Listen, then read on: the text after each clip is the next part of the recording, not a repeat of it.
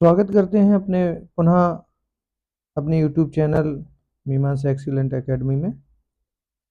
अभी तक हमने कार्यपालिका यानी लेसन नंबर 5 पढ़ा था और आज हम लोग पढ़ेंगे लेसन नंबर लेसन नंबर 4 पढ़ा था। आज हम पढ़ेंगे लेसन नंबर 5 और जिसमें हम पढ़ेंगे विधायिका। लेसन नंबर 4 था कार्यपालिका से, जिसमें इम्पोर्टेंट जो फैक्ट थे मैंने आपको एक एक फैक्ट को बहुत ही अच्छी तरीके से समझाया भी है और उसको लर्न भी कराया है। और अब हम लोग पढ़ेंगे लेसन नंबर 5 जो कि एक विधायिका से है और बहुत ही इम्पोर्टेंट लेसन है। इसमें जो भी लेसन है बहुत ही इम्पोर्टेंट है किसी भी एग्जाम के लिए। तो हम इसमें स्टार्ट करते हैं। विधायिका का एक हम इंट्रोडक्शन कर लेते हैं कि एक परिचय देख लेते हैं कि हमें विधायिका क्या महत्वपूर्ण है और हम इस लेसन में क्या क्या पढ़ेंगे। जैसा कि हम जानते हैं कि भारत में चुनावों का बहुत ही महत्व और चुनावों के लिए अपनाई गई प्रक्रिया का अध्ययन जैसे कि हम पिछले अध्याय में कर चुके हैं। और विधायिकाएं जो हैं जनता द्वारा निर्वाचित होती हैं, यानी विधायिका का अगर देखा जाए तो जो इलेक्शन या चुनाव होता है वो जनता द्वारा निर्वाचित होता है और जनता के प्रतिनिधि के रूप में कार्य करते हैं। और इसी अध्याय में हम इसी के बारे में पढ़ेंगे विधायिकाएं जो है कैसे काम करती हैं और लोकतांत्रिक सरकार को बनाए रखने में कैसे मदद करती हैं। अब भारत में संसद और राज्यों की विधायिकाओं की संरचनाओं और कार्यों तथा उनके लोकतांत्रिक शासन में उनके महत्व को अध्ययन करेंगे और उनके बारे में हम लोग समझेंगे। और इस अध्याय को अब हम लोग निम्नलिखित जानकारी के अनुसार, यानी इस अध्याय में हम जो जो पढ़ेंगे वो इम्पोर्टेंट फैक्ट पॉइंट ही रहेंगे। जैसा कि पहला पॉइंट रहेगा हमारा विधायिका का क्या महत्व है। दूसरा हम लोग पढ़ेंगे संसद के कार्य और उनकी शक्तियों के बारे में। और तीसरा पॉइंट पढ़ेंगे कानून कैसे बनता है। फोर्थ पॉइंट रहेगा हमारा संसद कार्यपालिका को कैसे नियंत्रित करती है। और नेक्स्ट पॉइंट रहेगा संसद अपने ऊपर कैसे नियंत्रण रखती है। इन पॉइंटों को लेकर के हम स्टार्ट करते हैं अपना वीडियो और हम एक एक पॉइंट को अच्छे से समझते हुए चलेंगे। एक नज़र डालते हैं हम लोग और उसमें हम लोग समझते हैं कि हमें संसद क्यों चाहिए। इस पर हम एक बार चर्चा कर लेते हैं और थोड़ा सा चर्चा करने के बाद फिर हम अपने पॉइंटों को एक विस्तार रूप से और उसके महत्वपूर्ण फैक्ट को समझेंगे। तो आप बने रहिए इस चैनल पर और चैनल को अगर अच्छा लग रहा हो तो प्लीज़ इसको सब्सक्राइब करते चलिए और लाइक करिए और आगे नोटिफिकेशन पाने के लिए बेल आइकन भी प्रेस कीजिए। और हम लोग बढ़ते हैं इस पॉइंट की तरफ और हमें संसद क्यों चाहिए इसको हम थोड़ा सा विस्तारित करते हैं। विधायिका केवल अपने कानून बनाने वाली संस्था नहीं, यानी जो विधायिका है केवल कानून बनाने वाली एक संस्था नहीं है, इसके अनेक महत्वपूर्ण कार्य भी होते हैं। जैसे कार्यों में कानून बनाना भी एक कार्य है और सभी लोकतांत्रिक राजनीतिक प्रक्रियाओं का केंद्र है क्या, विधायिका। संसद में बहुत से दृश्य देखने को मिलते हैं, जैसा कि एग्जाम में पूछा जाता है, एक पॉइंट फैक्ट बना दिया जाता है कि क्या लोकतांत्रिक राजनीतिक प्रक्रियाओं का केंद्र है, तो वो क्या है, तो वो आता है विधायिका। राइट, चलते हैं नेक्स्ट। संसद में बहुत से दृश्य देखने को मिलते हैं और सदन को इसकी बहस, बहिर्गमन, विरोध प्रदर्शन, सर्वसम्मति, सरोकार और सहयोग आदि जो है अत्यंत जीवंत पाए बनाए जाते या रखते हैं। इन्हीं पॉइंटों को आगे देखते हुए चलेंगे कि यह सभी ही महत्वपूर्ण उद्देश्यों को पूरा करते हैं कौन, संसद। दरअसल वास्तविक प्रतिनिधित्व वाली कुशल और प्रभावी विधायिका के बिना सच्चे लोकतंत्र की कल्पना नहीं की जा सकती। विधायिका जो है वो जन प्रतिनिधियों का जनता के प्रति उत्तरदायित्व सुनिश्चित करती है और यह वास्तव में प्रतिनिधिक लोकतंत्र का आधार है। आगे हम लोग देखते हैं कि इसके बावजूद अधिकांश लोकतंत्रों में कार्यपालिका के मुकाबले विधायिकाएं अपना महत्व खोती जा रही हैं। भारत में भी मंत्रिमंडल नीति निर्माण की पहल करता है, शासन का एजेंडा जो है वो तय करता है कि उसे लागू करता है। इससे कुछ आलोचकों को यह कहने का मौका मिल गया कि संसद का ह्रास हो गया, लेकिन अत्यंत शक्तिशाली मंत्रिमंडल को भी विधायिका में विधायिका में बहुमत की आवश्यकता होती है। यह एक सशक्त नेता को भी संसद का सामना करना पड़ता है। यानी जो संसद है बहुत ही महत्वपूर्ण है और जिसमें ये सभी एक कानून के रूप में भी कार्य करती है और इसमें सरकार जो है कार्यपालिका का चयन करके बर्खास्त करने की भी शक्ति रखती है। कौन लोग? सांसद। इसमें वाद विवाद भी होता है, बहस भी होती है। इसमें मंत्रिमंडल विधायिका बहुत बहुमत की आवश्यकता भी होती है। यानी इस प्रकार से ये संसद क्यों जरूरी है मैंने आपको एक एक पॉइंट से बताया। आगे देखते हैं हम लोग। 28 फरवरी 2002 केंद्रीय वित्त मंत्री जसवंत सिंह ने केंद्रीय बजट प्रस्तावों में 50 किलोग्राम यूरिया खाद की बोरी की कीमत 12 रुपए बढ़ाने तथा 2 अन्य खादों में दाम की भी कुछ वृद्धि करने के प्रस्ताव की घोषणा की। इससे क्या हुआ कि खाद के दामों में 5% वृद्धि हुई और यूरिया खाद के वर्तमान मूल्य 4,830 रुपए प्रति टन पर 80% सब्सिडी उत्पन्न हुई। इस प्रकार से जैसे 11 मार्च 2002 की अगर बात करें तो इसमें विपक्ष के जबरदस्त विरोध के कारण वित्त मंत्री को खाद के दाम वृद्धि के प्रस्ताव को वापस लेना पड़ा था। आगे हम लोग अब बात करते हैं संसद में 2 सदनों की क्या आवश्यकता है। यानी संसद में कितने सदन होते हैं? 2 सदन होते हैं। हम लोग बहुत ही अच्छे से समझेंगे कि सदन कितने होते हैं। वो 2 सदन होते हैं और 2 सदन कौन कौन से होते हैं आपको सभी लोगों को पता है, लेकिन हम लोग को आगे बताते हैं विस्तार से। आप बने रहिए। हमारी राष्ट्रीय विधायिका का नाम है संसद। यानी हमारी जो राष्ट्रीय विधायिका जो है उसका नाम ही संसद है और राज्यों की विधायिकाओं को विधानमंडल कहते हैं। राइट, इसको इम्पोर्टेंट पॉइंट था, हम लोग समझिए, ध्यान रखें कि जो हमारी राष्ट्रीय विधायिका का नाम जो है वो संसद है और राज्यों की विधायिकाओं को विधानमंडल कहते हैं। भारतीय संसद में कितने सदन होते हैं? 2 सदन होते हैं, जबकि किसी विधायिका में 2 सदन होते हैं। यानी क्योंकि विधायिका जो एक संसद है, तो जब संसद विधायिका में भी, जब संसद में 2 सदन होते हैं तो विधायिका में भी 2 सदन होते हैं। जबकि किसी विधायिका में भी 2 सदन होते हैं तो उसे द्विसदनात्मक विधायिका कहते हैं। जब किसी विधायिका में जो है वो 2 सदन होते हैं तो उसे हम द्विसदनात्मक विधायिका कहते हैं। भारतीय संसद के एक सदन को राज्यसभा, अगर भारतीय संसद के एक सदन को हम लोग क्या कहते हैं? राज्यसभा कहते हैं तथा दूसरे को लोकसभा कहते हैं। राज्यसभा को हम लोग उच्च सदन भी कहते हैं और लोकसभा को निम्न सदन कहते हैं। संविधान ने राज्यों को एक सदनात्मक या द्विसदनात्मक विधायिका स्थापित करने का विकल्प दिया है। राइट, यानी जब विधायिका में 2 सदन होते हैं तो उसे हम द्विसदनात्मक कहते हैं और जब एक होते हैं तो उसे हम एक सदनात्मक विधायिका या सदन कहते हैं। आगे बात करते हैं। अब केवल 5 राज्यों में ही द्विसदनात्मक विधायिका उपलब्ध है। यानी केवल 5 ऐसे राज्य हैं जिसमें द्विसदनात्मक जो है विधायिका है और अन्य सभी में एक सदनात्मक विधायिका है। आगे पढ़ते हैं, विस्तार को देखते हैं कि विविधताओं से परिपूर्ण बड़े देश प्रायः द्विसदनात्मक राष्ट्रीय विधायिका चाहते हैं ताकि वे अपने समाज के सभी वर्गों और देश के सभी क्षेत्रों को समुचित प्रतिनिधित्व दे सकें। और द्विसदनात्मक विधायिका का एक और लाभ यह है कि संसद के प्रत्येक निर्णय पर दूसरे सदन में पुनर्विचार हो जाता है। एक सदन द्वारा लिया गया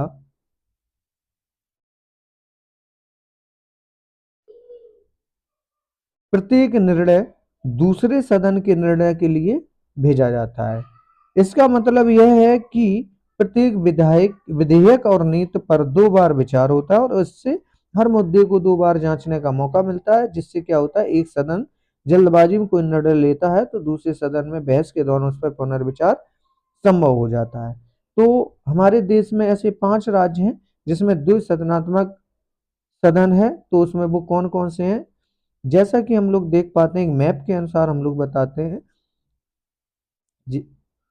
तो मैप के अनुसार अगर हम लोग देखते हैं तो जैसा कि पहला आता है हमारा उत्तर प्रदेश।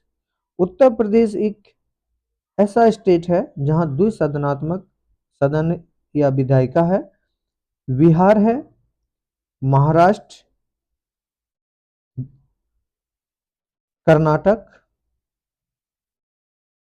और हमारा पांचवा जो है वो जम्मू कश्मीर है, जो कि ये रहा हमारा जम्मू कश्मीर। इस प्रकार से 5 हैं और 5 राज्य हमारे जो हैं वो द्विसदनात्मक विधायिका वाले प्रांत हैं, यानी बिहार, जम्मू कश्मीर, कर्नाटक, महाराष्ट्र और उत्तर प्रदेश। इस प्रकार से ये हमारे 5 स्टेट रहे जहां द्विसदनात्मक विधायिका है। आगे अब हम लोग देखते हैं, एक स्टेटमेंट देख लेते हैं जो कि है पूर्णिमा बनर्जी, संविधान सभा वाद विवाद खंड 9 पृष्ठ नंबर 33 पर। उन्होंने लिखा है कि उच्च सदन पुनर्विचार करने के उपयोगी काम को अंजाम दे सकता है। और उच्च सदन हम किसे कहते हैं? राज्यसभा को। और इसके विचारों का तो महत्व हो सकता है पर मतों का नहीं। जो लोग सक्रिय राजनीति की उठापटक से दूर हैं वो निचले सदन को सलाह दे सकते हैं। और निचला सदन यानी निम्न सदन वो कौन सा होता है? वो होता है लोकसभा। अब हम विस्तार से उच्च सदन और निम्न सदन की बात करेंगे, राज्यसभा और लोकसभा की बात करेंगे, और इसको हम लोग एक एक इसके फैक्ट को पढ़ेंगे। बने रहिए आप लोग इस चैनल पर, बोर मत होइए, थोड़ा सा आप रेस्ट लीजिए और उसके बाद स्टार्ट करते हैं।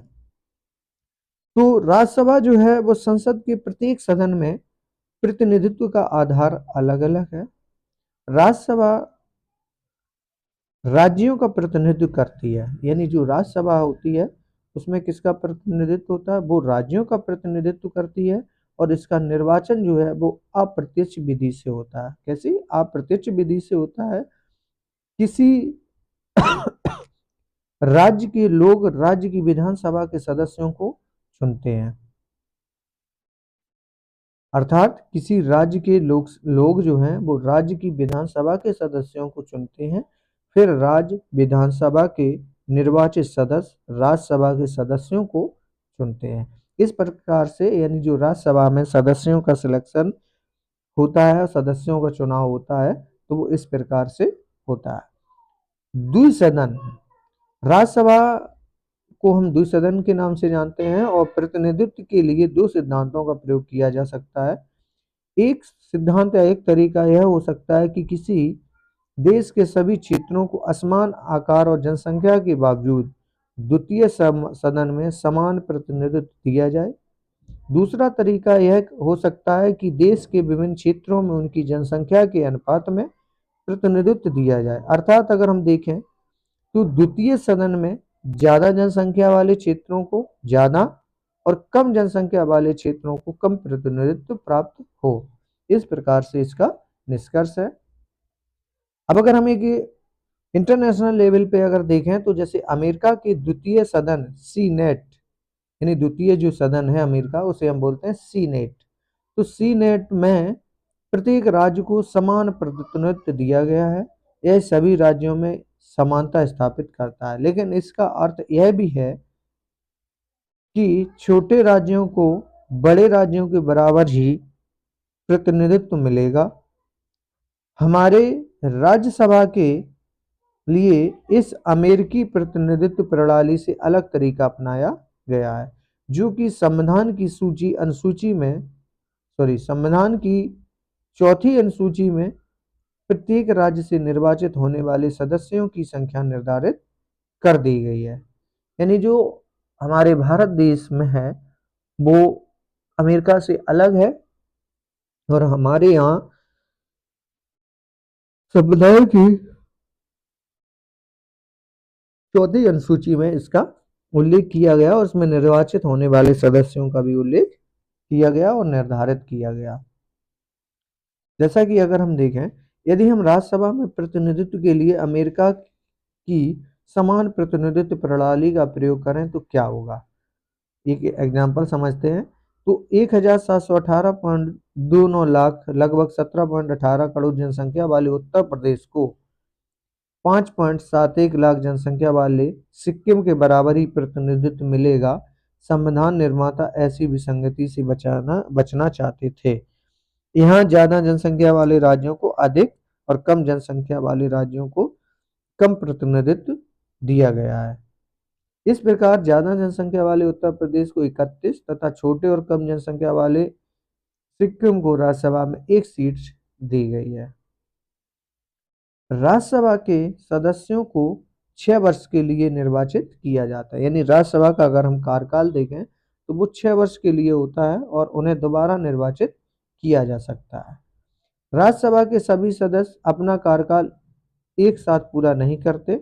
प्रत्येक 2 वर्ष पर राज्यसभा के 1/3 सदस्य अपना कार्यकाल पूरा करते हैं और इन 1/3 सीटों के लिए चुनाव होते हैं।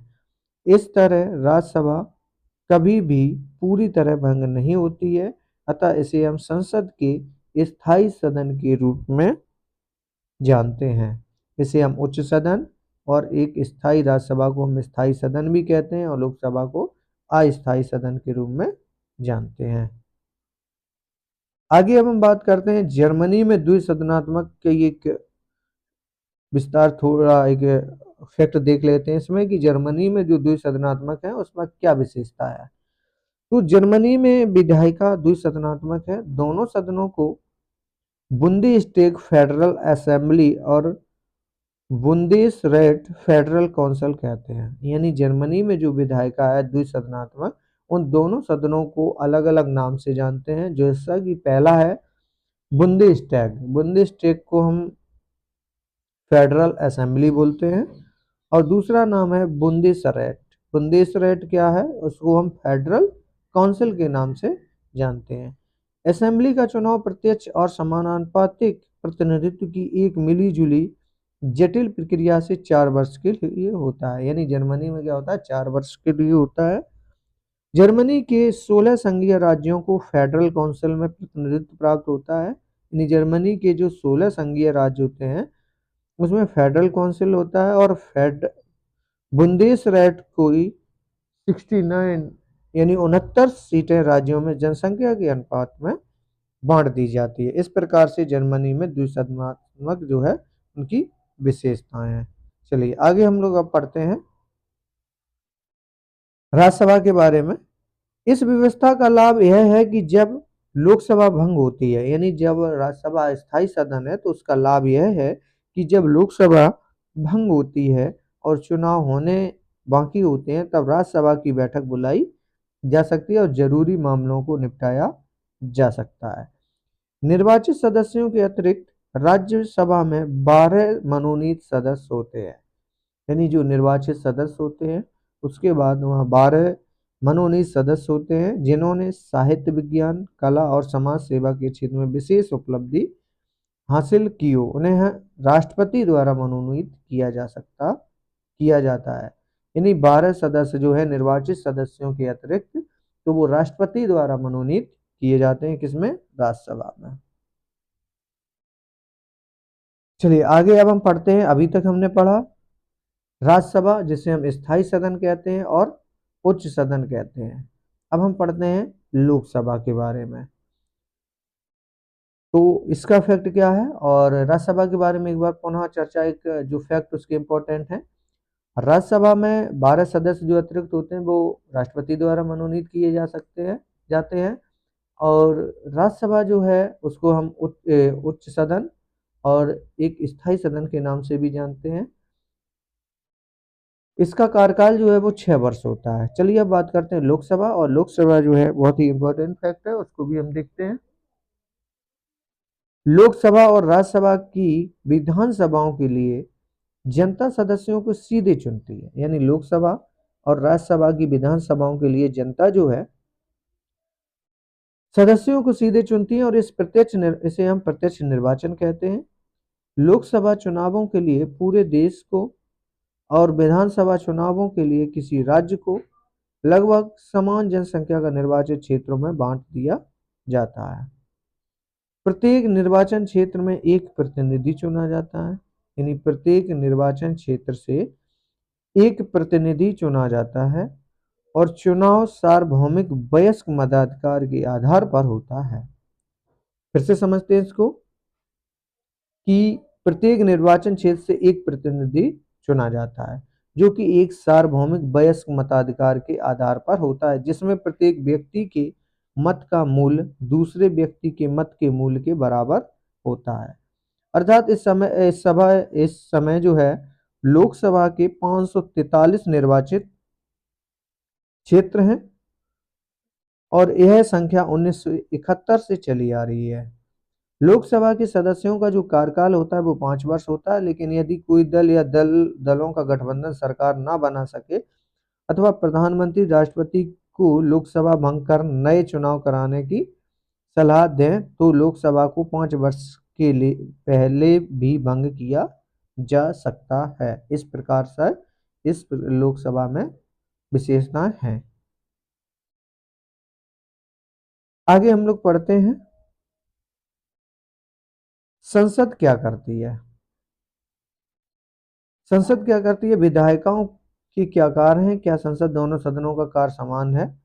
तो अब हम देखते हैं संसद क्या करते हैं, उनके कार्यों की एक सूची देखते हैं। जैसे विधायी कामकाज, यानी विधायी कामकाज क्या होता है, संसद पूरे देश या देश के किसी भाग के लिए कानून बनाती है और कानून बनाने वाली सर्वोच्च संस्था होने के बावजूद संसद प्रायः कानूनों को केवल स्वीकृति देने मात्र का काम करती है। यानी संसद जो है वो सर्वोच्च एक संस्था भी है और जो कि कानून बनाने वाली सर्वोच्च संस्था के रूप में जानी जाती है और इसके बावजूद वो स्वीकृति भी प्रदान करती है। विधेयकों को तैयार करने का वास्तविक काम तो किसी मंत्री के निर्देशन में नौकरशाही करती है। विधेयक का उद्देश्य और संसद में उसे प्रस्तुत करने का समय मंत्रिमंडल तय करता है और कोई भी महत्वपूर्ण विधेयक बिना मंत्रिमंडल की स्वीकृति के संसद में पेश नहीं किया जाता है। संसद के अन्य निजी सदस्य भी कोई विधेयक प्रस्तुत कर सकते हैं, पर बिना सरकार के समर्थन के ऐसे विधेयकों का पास होना संभव नहीं है।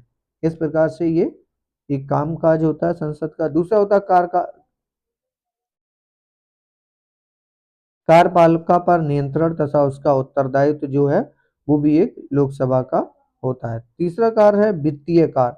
वित्तीय कार्य भी जो सरकार को बहुत से काम करने पड़ते हैं। इन कामों में धन का खर्चा होता है और यह धन कहाँ से आता है, प्रत्येक सरकार कर वसूली के द्वारा अपने संसाधनों को बढ़ाती है, लेकिन लोकतंत्र में संसद कराधान तथा सरकार द्वारा धन के प्रयोग पर नियंत्रण रखती है।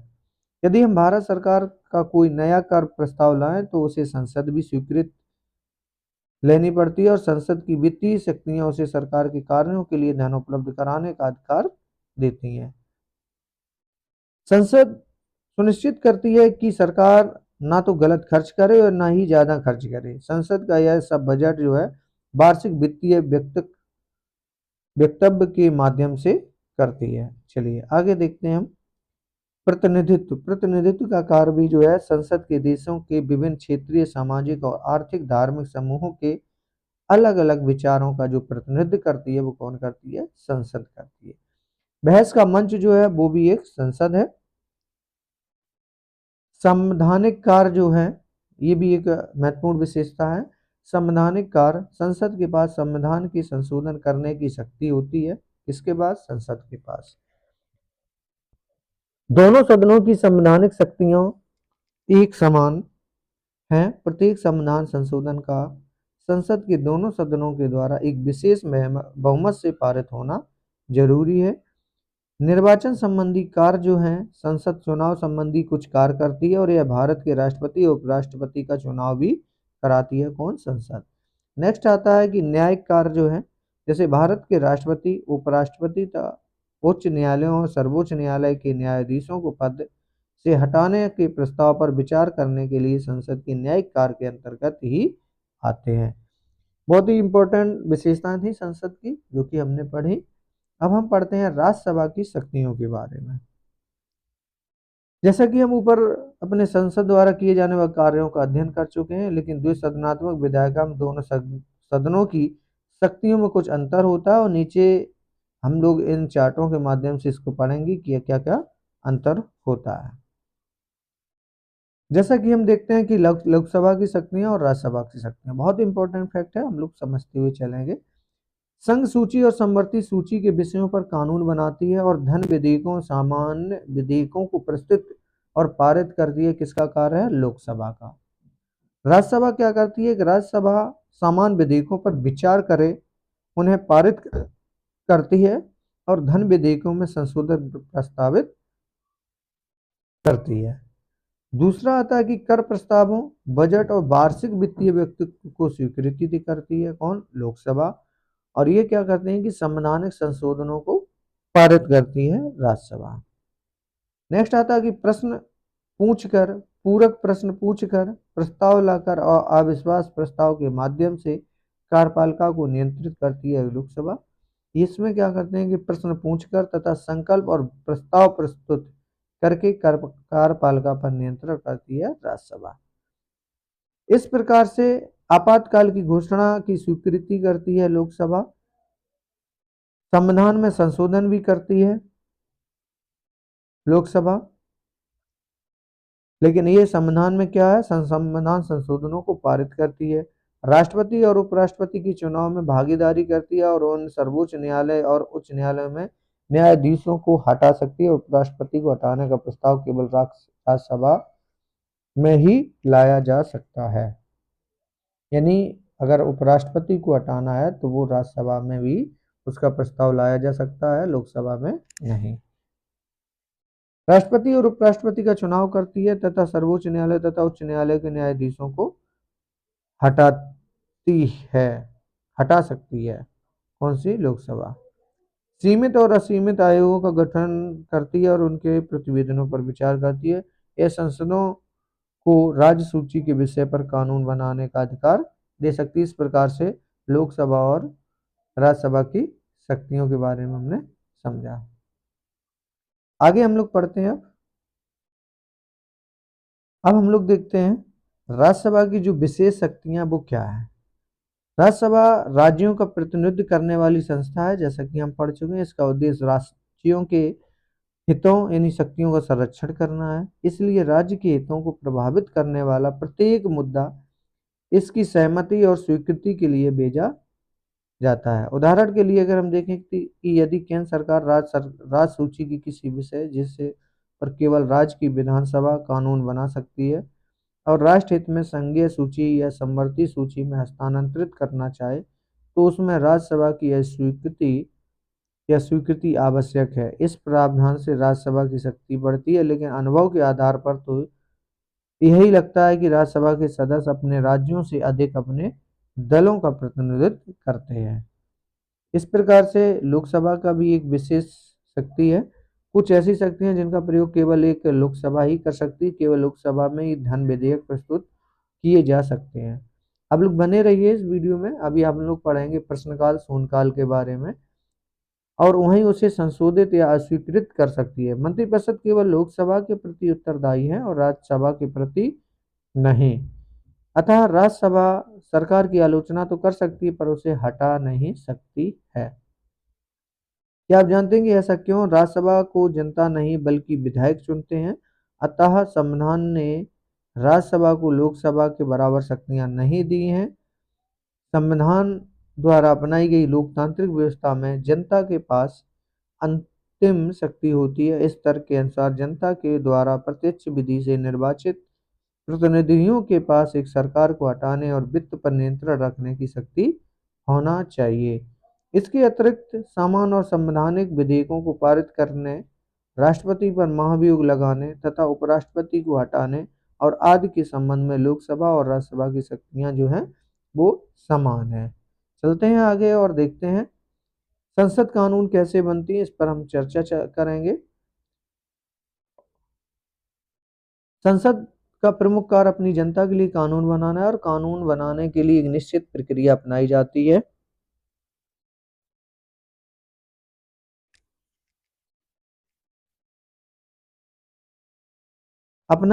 कानून बनाने की विधियों में कुछ का उल्लेख संविधान में किया गया है, लेकिन कानून बनाने की कुछ विधियां कालक्रम में लगातार पालन किए जाने के कारण स्वीकार कर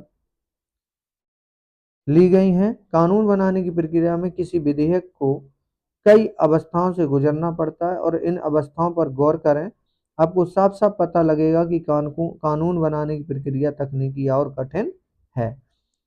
देखते हैं इसमें प्रस्तावित कानून के रूप में विधेयक कहते हैं। प्रस्तावित कानून के रूप को हम क्या कहते हैं? विधेयक कहते हैं। वो विधेयक कई तरह के हो सकते हैं, जैसे कि जनता की इच्छा। जनता की इच्छा क्या है? सीमित रिपोर्ट देती है। और विधेयक फिर जब सीमित रिपोर्ट होती है उसके बाद सदन जो है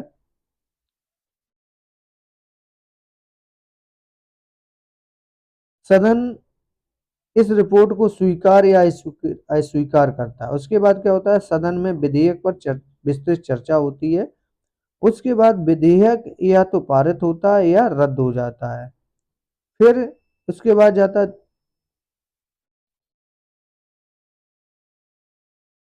दूसरे सदन में। यह दूसरे सदन में भेजा जाता है और दूसरा सदन या तो इसे मंजूरी देता है या इस पर सुझाव भेजता है। उसके बाद क्या होता है कि जरूरत पड़ने पर संसद जो है संसद की संयुक्त बैठक बुलाई जाती है। उसके बाद राष्ट्रपति विधेयक को मंजूरी देता है और या उससे पुनर्विचार के लिए उसे लौटा देता है। फिर आता है विधेयक कानून बन जाता है। विधेयक क्या है? कानून बन जाता है।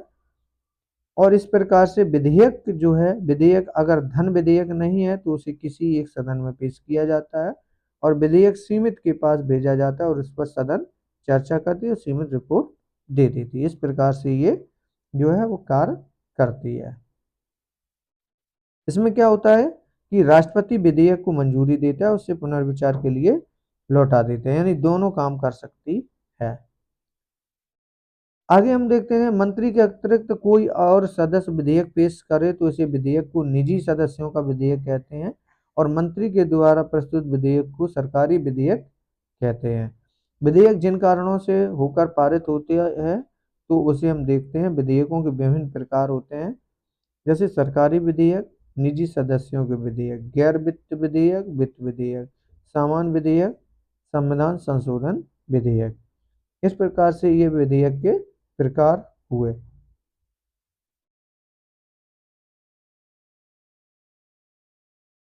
चलिए आगे हम लोग पढ़ते हैं।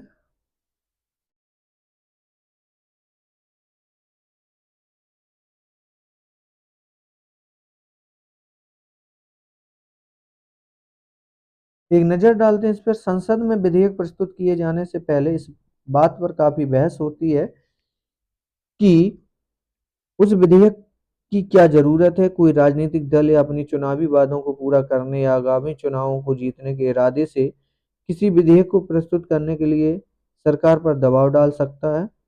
अनेक हित समूह, मीडिया और नागरिक संगठन भी किसी विधेयक को लाने के लिए सरकार पर दबाव डाल सकते हैं। अतः कानून बनाना केवल एक विधायी प्रक्रिया ही नहीं बल्कि राजनीतिक प्रक्रिया भी है।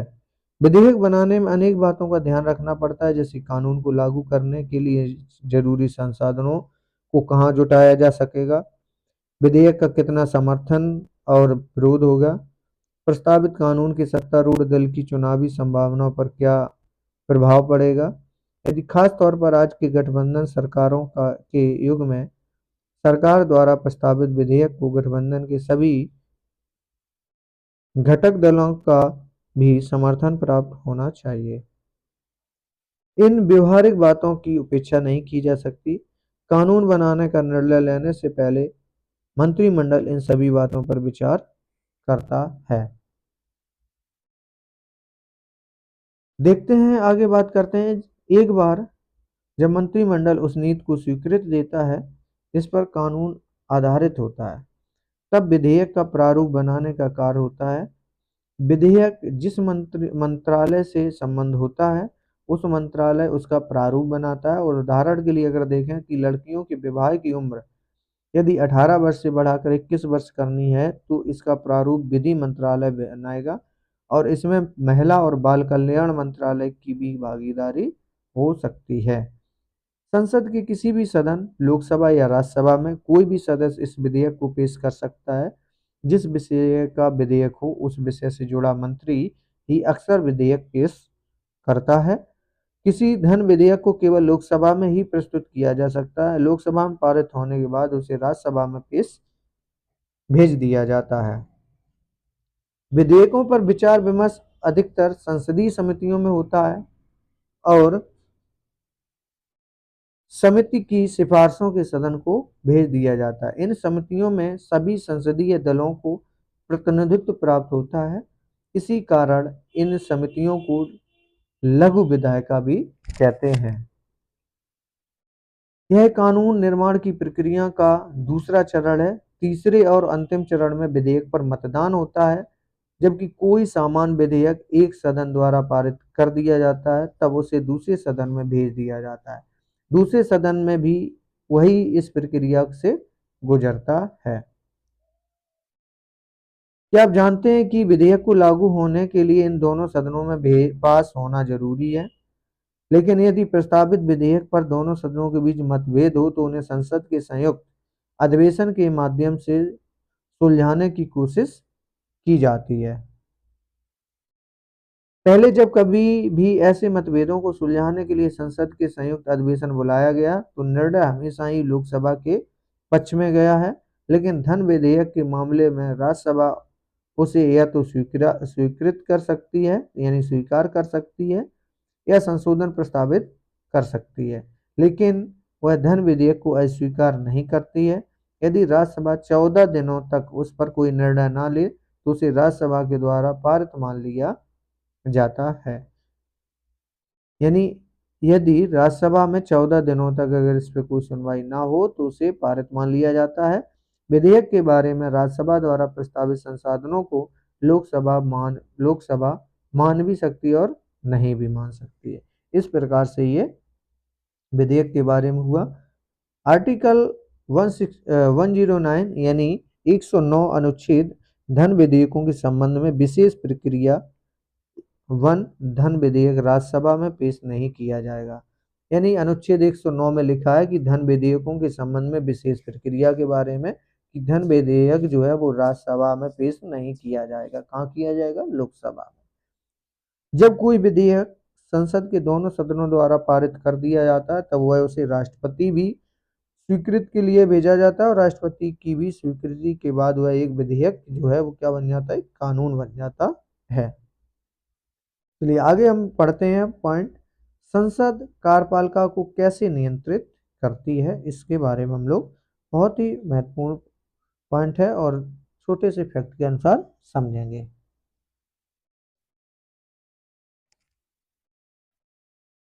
जिस दल या दलों के गठबंधन को लोकसभा में बहुमत हासिल होता है उसी के सदस्यों को मिलाकर संसदीय लोकतंत्र में कार्यपालिका बनती है। संभव है कि बहुमत की ताकत पाकर वह कार्यपालिका अपनी शक्तियों का मनमाना प्रयोग करने लगे। ऐसी स्थिति में संसदीय लोकतंत्र मंत्रिमंडल को तानाशाही में बदल सकता है, जिसमें मंत्रिमंडल जो कहेगा सदन को वही मानना पड़ेगा। जब संसद सक्रिय और सचेत होगी तब वह कार्यपालिका पर नियमित और प्रभावी नियंत्रण रख सकेगी। संसद अनेक विधियों का प्रयोग कर कार्यपालिका को नियंत्रित करती है, लेकिन इसके लिए जरूरी है कि सांसदों और विधेयकों को जनप्रतिनिधियों के रूप में प्रभावी और निर्भीक रूप से काम करने की शक्ति और स्वतंत्रता होनी चाहिए। अगर हम एक उदाहरण के लिए देखें तो विधायिका में कुछ भी कहने के बावजूद किसी सदस्य के विरुद्ध कोई कानूनी कार्रवाई नहीं की जा सकती। इस संसदीय विशेषाधिकार इसे हम जो संसदीय विशेषाधिकार कहते हैं। विधायिका के अध्यक्ष को संसदीय विशेषाधिकार के हनन के मामले में अंतिम निर्णय लेने की शक्ति होती है। यानी विधायिका के अध्यक्ष को संसदीय विशेषाधिकार के हनन के मामले में अंतिम निर्णय लेने की एक शक्ति होती है। ऐसे विशेषाधिकारों का उद्देश्य यह है कि सांसद और विधायक अपनी जनता का ठीक से प्रतिनिधित्व कर सकें और कार्यपालिका पर प्रभावी जो है वो नियंत्रण रख सकें। संसद यह नियंत्रण कैसे करती है और किन साधनों का प्रयोग करती है? कार्यपालिका ज्यादतियों पर संसदीय नियंत्रण सफल है। अब हम बात करते हैं संसदीय नियंत्रण के साधन कौन कौन से। संसदीय लोकतंत्र में विधायिका अनेक स्तरों पर कार्यपालिका की जवाबदेही को सुनिश्चित करने का काम करती है। यह काम नीति और निर्माण या कानून या नीति को लागू करने तथा कानून या नीति के लागू होने के बाद वाली अवस्था यानी किसी भी स्तर पर किया जा सकता है। विधायिका यह काम कई तरीकों से करती है। कौन कौन से तरीका है? बहस और चर्चा। जो विधायिका है वो बहस और एक चर्चा, कानूनों की स्वीकृति अस्वीकृत, वित्तीय नियंत्रण, अविश्वास प्रस्ताव, यानी इस प्रकार से ये जो है वो दोनों एक अपना कार्य करते हैं।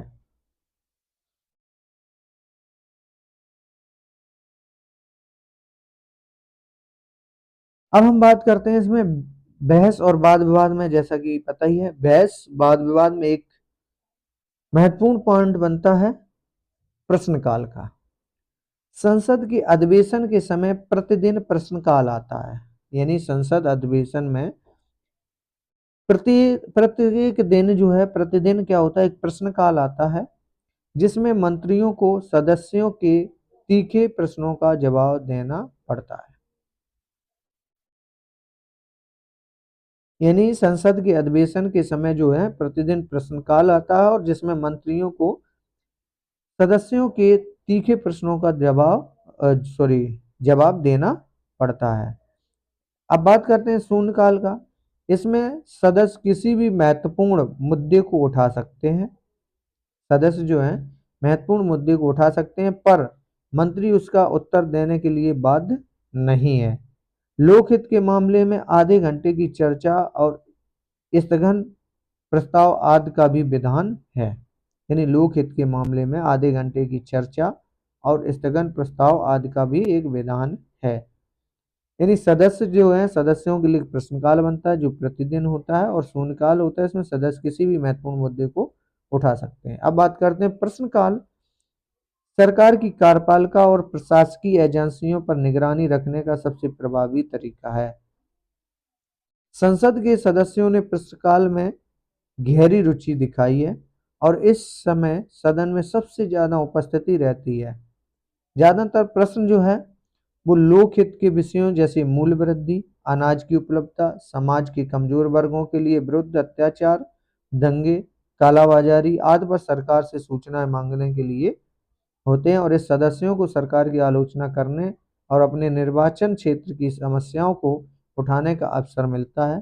प्रश्नकाल के दौरान वाद विवाद इतने तीखे हो जाते हैं कि अनेक सदस्यों द्वारा अपनी बात रखने के लिए प्रायः ऊंची आवाज में बोलना, अध्यक्ष के सामने अध्यक्ष के आसन के पास चले जाना तथा साधन से बहिर्गमन करने जैसी घटनाएं देखी जा सकती हैं। इसमें सदन का बहुत समय बर्बाद हो सकता है, लेकिन इसी के साथ हमें यह नहीं कि भूलना चाहिए कि कभी कदम सरकार से रियायत प्राप्त करने की राजनीतिक तरीके हैं और इससे कार्यपालिका का उत्तरदायित्व सुनिश्चित करता है। इस प्रकार से अब आगे हम बात करते हैं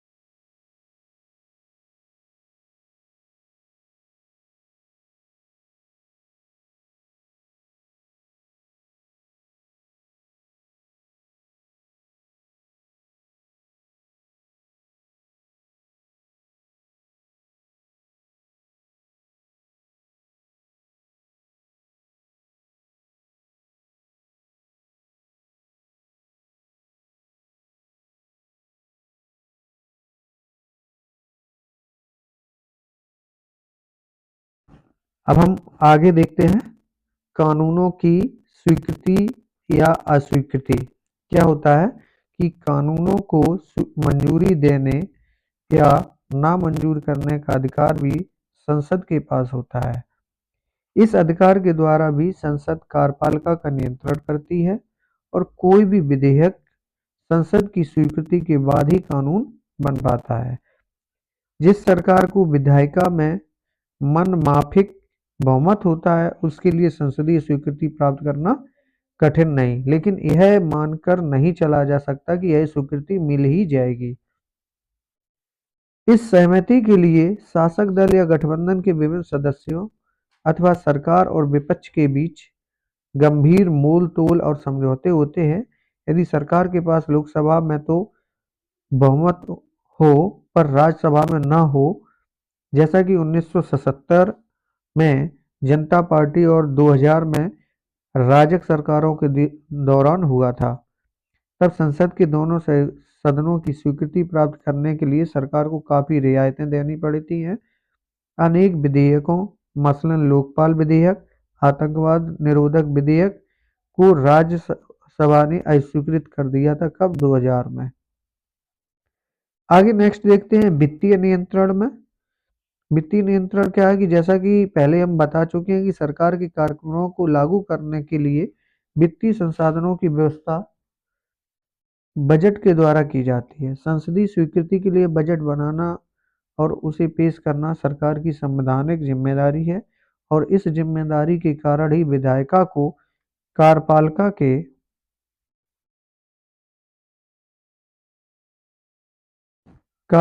के खजाने पर नियंत्रण करने का अवसर मिल जाता है। सरकार के लिए संसाधन स्वीकृति करने से विधायिका मना कर सकती है। ऐसा इसलिए नहीं हो पाता क्योंकि कार्यपालिका को विधायिका में बहुमत प्राप्त होता है। फिर भी धन स्वीकृत करने से पहले लोकसभा सरकार द्वारा धन मांगने के कारणों पर चर्चा कर सकती है और वह भारत के नियंत्रक महालेखा परीक्षक और संसद की लोकलेखा समिति की रिपोर्ट के आधार पर धन के दुरुपयोग के मामलों की जांच कर सकती है। लेकिन संसदीय नियंत्रण का एकमात्र उद्देश्य सरकारी धन के सदुपयोग को सुनिश्चित करना नहीं होता है। वित्तीय नियंत्रण द्वारा विधायिका सरकार की नीतियों पर नियंत्रण करती है। इस प्रकार से स्वीकृति अस्वीकृति के बारे में। अब बात करते हैं अविश्वास प्रस्ताव के बारे में। अविश्वास प्रस्ताव कहाँ लगाना चाहिए और क्या होता है इसके बारे में। संसद द्वारा कार्यपालिका को उत्तरदायी बनाने का सबसे सशक्त हथियार अविश्वास प्रस्ताव है, लेकिन जब तक सरकार को अपने दल अथवा सहयोगी दलों का बहुमत प्राप्त हो तब सरकार को हटाने की सदन की यह शक्ति वास्तविक कम काल्पनिक ज़्यादा होती है। लेकिन सन 1989 के बाद से अपने प्रति सदन के अविश्वास के कारण अनेक सरकारों को त्यागपत्र देना पड़ता है। आगे देखते हैं। लेकिन सन 1989 के बाद से अपने प्रति सदन के अविश्वास के कारण अनेक सरकारों को त्यागपत्र देना पड़ा। इनमें से प्रत्येक सरकार ने लोकसभा का विश्वास खोया क्योंकि वह गठबंधन के सहयोगी दलों का समर्थन बनाए ना रख सके। अर्थात यह है कि अविश्वास प्रस्ताव जहां बहुमत ज्यादा होता है वहां पर कम हो पाता है, लेकिन कभी कभी ऐसा हमें देखने को मिलता है जैसा कि 1989 में देखने को मिला।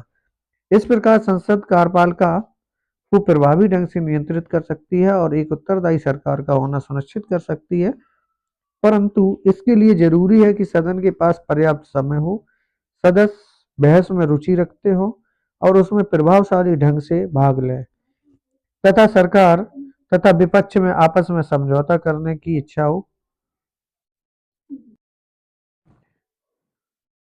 पिछले 2 दशकों में लोकसभा और राज्यसभा विधानसभाओं के अधिवेशनों तथा उनमें होने वाली बहस पर खर्च किए गए समय में उत्तरोत्तर गिरावट आई है और इसके अतिरिक्त संसद के दोनों सदनों में गणपूर्ति कोरम अथवा अभाव, विपक्ष द्वारा अधिवेशनों के बहिष्कार जैसी समस्याएं भी रही हैं, जिससे वाद विवाद के द्वारा कार्यपालिका को नियंत्रित करने की सदन की शक्ति प्रभावित हुई है।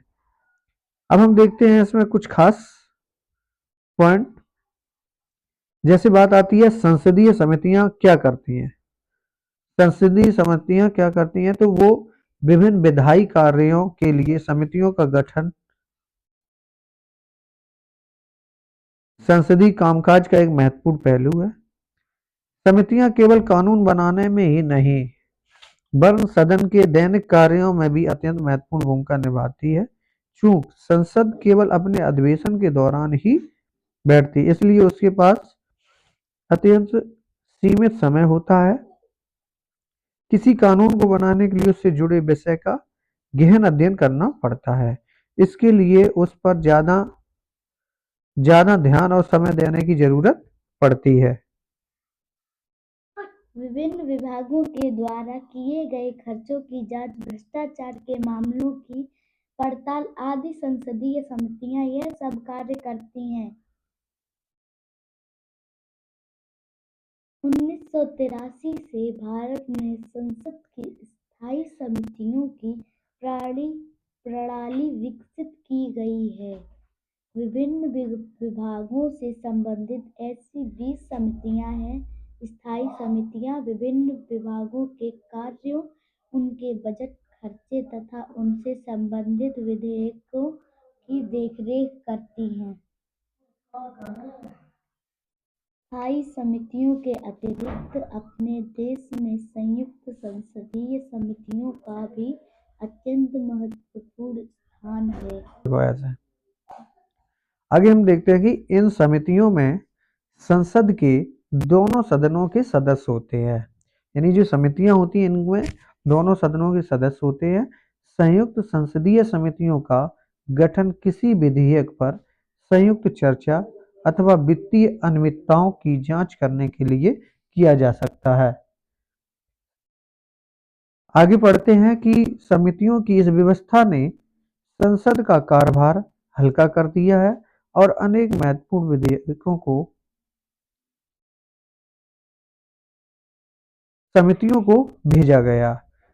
संसद ने समितियों द्वारा किए गए काम में छिटपुट बदलाव करके उसकी मंजूरी दे दी है। और कानूनी नजरिए से देखें तो संसद की मंजूरी के बिना न तो बजट पास हो सकता है और ना ही कोई विधेयक कानून बन सकता है। किंतु यह बात भी सच है कि समितियों द्वारा किए गए सुझावों को संसद शायद ही कभी नामंजूर करती है। जहां तक विधायिका की प्रकृति का सवाल है तो उसमें प्रक्रियागत बाधाएं तो लेकिन वास्तविक अर्थों में कोई बाधा नहीं है। संसद अथवा विधायिका की संप्रभुता की कोई सीमा नहीं है। अगर इस कथन की बात कही जाए तो यह कथन एन.बी. गॉडगिल संविधान सभा वाद विवाद खंड 11 पृष्ठ 659 पर इस बात को कहा गया है। एन.बी. गॉडगिल के द्वारा। चलते हैं नेक्स्ट। संसद स्वयं को कैसे नियंत्रित करती है, बहुत इंपॉर्टेंट पॉइंट है। हम पहले पढ़ चुके हैं कि संसद बहस मुहावजे की मंच है। बहस मुबाहिसे के जरिए ही संसद अपने सभी जरूरी काम को अंजाम देती है और अनुशासित ढंग से होना जरूरी है ताकि संसद की कार्रवाई आसानी से चले और उसकी गरिमा बनी रहे। खुद संविधान में संसद की कार्यवाही को सुचारू ढंग से चलाने के लिए प्रावधान बनाए गए हैं।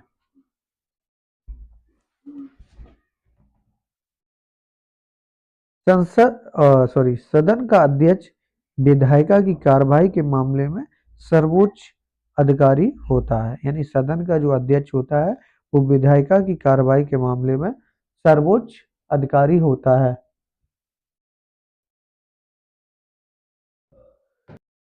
एक और तरीके से सदन का अध्यक्ष अपने सदस्यों के व्यवहार को नियंत्रित करता है।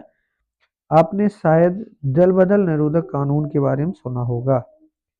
विधायिका के अधिकतर सदस्य किसी न किसी दल के टिकट पर चुने जाते हैं। बात बिल्कुल सत्य है। यदि चुने जाने के बाद भी अपनी पार्टी छोड़ना चाहे तो क्या करना होगा उनको। स्वतंत्रता के काफी समय बाद तक यह समस्या बनी रही। अंततः दलों में इस बात पर आम सहमति बनी कि किसी दल के टिकट पर निर्वाचित विधायक या तो सांसद को दल बदल करने से रोका जाना चाहिए, या फिर इसके लिए 1985 में संविधान का 52वां संविधान संशोधन किया गया। यानी जो 52वां संशोधन हुआ था संविधान में, वो हुआ था 1985 में। तो उस समय इसे दल बदल निरोधक कानून कहते हैं। यानी जो दल बदल निरोधक कानून कब संशोधन हुआ था, कब बना था, तो 52वां संविधान संशोधन 1985 में। इसके बाद 91 संविधान संशोधन द्वारा दोबारा संशोधित किया गया और सदन का अध्यक्ष दल बदल से संबंधित विवादों पर अंतिम निर्णय लेता है। यदि ये सिद्ध हो जाए कि किसी सदस्य ने दल बदल किया है, तो उसकी सदन की सदस्यता भी समाप्त हो जाती है। इसके अतिरिक्त ऐसे दल बदलू को किसी भी राजनीतिक पद जैसे मंत्री के लिए अयोग्य घोषित कर दिया जाता है। दल बदल क्या है? यदि कोई सदस्य अपने दल के नेतृत्व के आदेश के बावजूद सदन में उपस्थित ना हो, या दल के निर्देश के विपरीत सदन में मतदान करे, अथवा स्वेच्छा से दल की सदस्यता से त्यागपत्र दे दे, तो उसे दल बदल कहते हैं। विगत 20 वर्षों का अनुभव बताता है कि दल बदल निरोधक कानून दल बदल को रोकने में सफल नहीं हुआ, लेकिन इसने किसी दल के प्रधान नेता और अध्यक्षों को विधायिका के सदस्यों के विरुद्ध अतिरिक्त शक्तियां प्रदान की हैं। आगे देखते हैं हम लोग। इस प्रकार से जो हमने आज लेसन नंबर 5 कंप्लीट किया, और इससे कुछ बनने वाले प्रश्न जो हैं वो इस प्रकार से हम लोग देख सकते हैं। किसी कक्षा में द्विसदनी प्रणाली के गुणों पर बहस चल रही है। चर्चा में निम्नलिखित बातें उभरकर सामने आई कि इन तर्कों में पड़ी और इनसे सहमति असहमति के कारण बताई। नेहा ने कहा कि द्विसदनी प्रणाली से कोई उद्देश्य नहीं साधता। समा का तर्क था कि राज्यसभा में विशेषज्ञों का मनोनयन होना चाहिए। त्रिदेव ने कहा यदि कोई देश संघीय नहीं है तो फिर भी दूसरे सदन की जरूरत नहीं है। तो इस प्रकार से इस प्रकार के क्वेश्चन पूछे जा सकते हैं। तो इसके बाद अब हम नेक्स्ट लेसन पढ़ेंगे। लेसन नंबर हमारा 6 होगा, जो कि न्यायपालिका होगा। इसे देखेंगे नेक्स्ट वीडियो में। तब तक के लिए जय हिंद, जय भारत।